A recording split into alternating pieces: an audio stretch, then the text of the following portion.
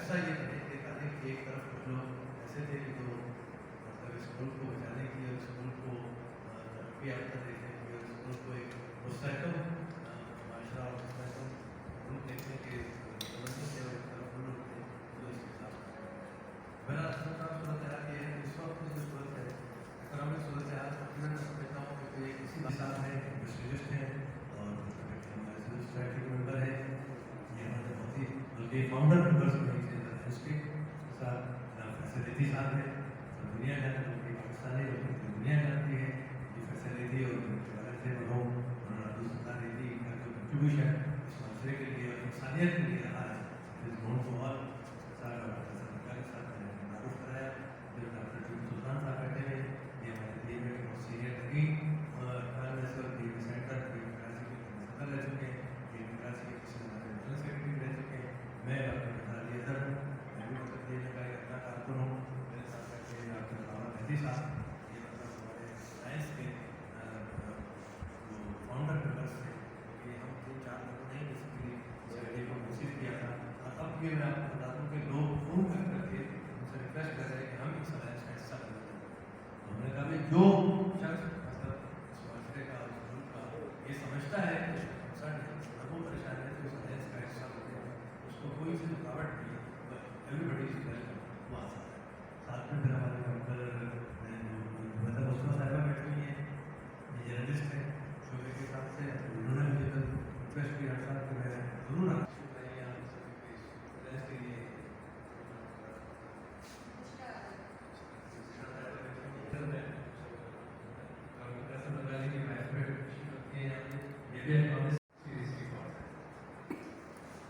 जिस तबके का पल्ला भारी होता है वो अपने जेब से कम पैसे निकलवाता है और ज़्यादा से ज़्यादा पैसे अपने जेब में डलवाता है।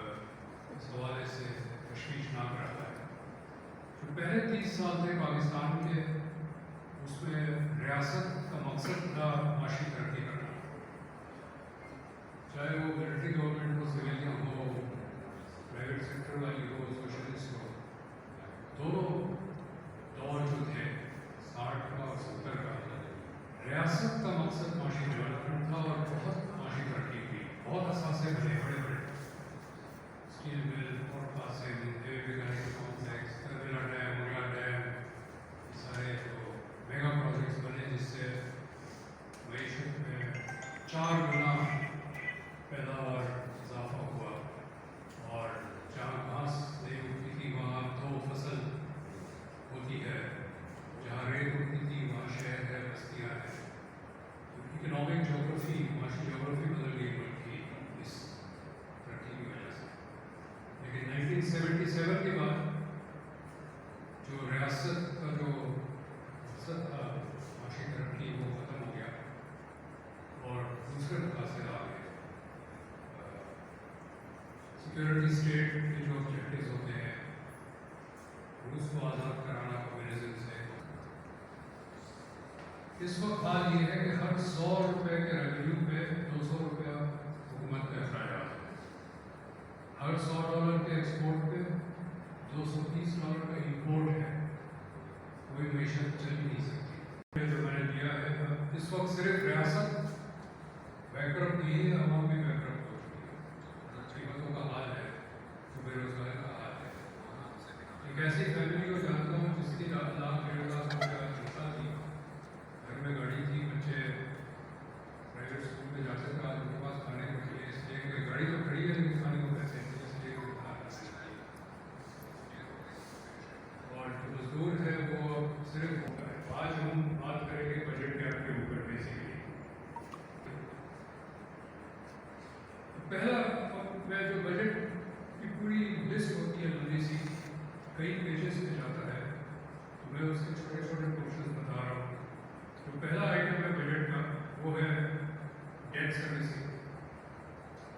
जो तीसरा चौथा लाइन है, ये जो और कोई ईयर है उसमें डेट सर्विसिंग के जो पैसे हैं, बिजली नहीं होगी तो ये इंतहाई खतरनाक है कि अब LC खोलने को तैयार नहीं है। यानी LC वो डॉक्यूमेंट होता है जिससे आप इंपोर्ट करते हैं। उसका तरीका ये होता है कि आपने $100 का इंपोर्ट किया, तो आप $10 बैंक में जमा कराते हैं, जब वो माल आ जाता है तो बकाया $90 जमा कराते हैं। ये तरीका है। अब किसी ऑडिटोरियम बनाना है, इस किस्म की चीज़ें भी हर वक्त होती रहती है। ये इसकी ज़रूरत नहीं है कि ये इस वक्त 50% प्रपोज किया जा रहा है। यहाँ चीज़ें हो रही थी तो हमने 4 चीज़ों को ज़ख़ीरा किया है अपने सेंटरों के लिए, क्योंकि हमारे सेंटरों में 4 से 5 हज़ार लोग लावारिस हैं, जिनमें से बड़ी तादाद ज़हनी मासूम हैं और तेल और इन्हीं की शॉर्टेज होने जा रही है, जैसे कि जैसा सामने कहा। हमें फ़िक्र थी और अल्लाह ने हमें मौका भी दिया था, हमारे पास पैसा था, कर लिया। और पिछले दिनों 20,000 लीटर पेट्रोल डीजल हमने जो है वो रखा था कि खुदा न खास्ता अगर शॉर्ट हो जाता है मार्केट में तो शहर के अंदर 20-25 गाड़ियाँ हम चला सकें मुश्किल हालात में, तो वो हमने रखा हुआ है। बाकी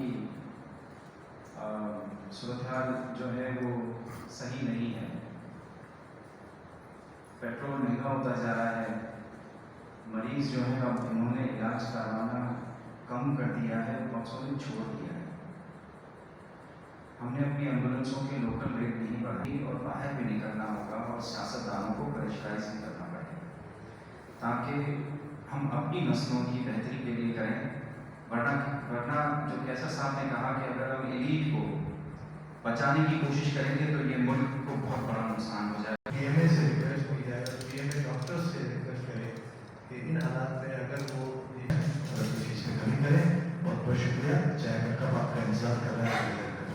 एक लफ्ज़ मुस्तकिल तौर पर सुनते चले आ रहे हैं, फलाई होंगे कर, फलाई होंगे कर, फलाई होंगे कर, लेकिन वो फलाई होंगे कर पता नहीं कहाँ कोई भी कभी होती रहती है और होती रहती है। लेकिन अगर फलाई काम के हवाले से कोई शख्स अगर सारी ज़िंदगी के लिए इसको याद रखा जाएगा, वो जरा आप सिखा दीजिए। तो इस वक्त साहब के जानशीन फैसल साहब बैठे हैं। मैं उनसे सिर्फ ये इस वक्त ये